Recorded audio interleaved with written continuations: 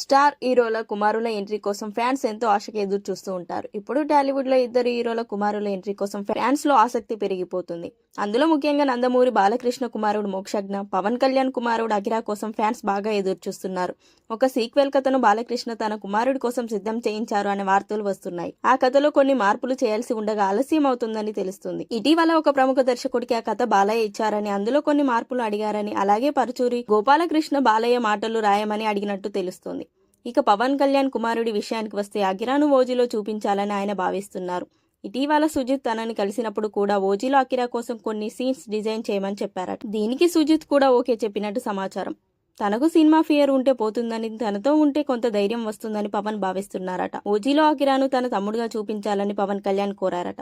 ఇద్దరి మధ్య action scenes కూడా ఉండేలా ప్లాన్ చేస్తున్నారట. ఒక పాట యాక్షన్ సీన్స్, చిన్న లవ్ స్టోరీ ఇలా ఓజీలో అఖిరా కోసం డిజైన్ చేయమని చెప్పారట పవన్. దీనికి సంబంధించి ఇంకా క్లారిటీ రావాల్సి ఉంది. అఖిరా ఇప్పటికే యాక్టింగ్ లో మెలకువలు నేర్చుకుంటున్నాడు. ఈ సినిమాలో అతను సక్సెస్ అయితే మాత్రం పవన్ కు భయం తగ్గినట్టు. ప్రస్తుతం అఖిరా కోసం ఒక కథ కూడా పవన్ రెడీ చేయించారు.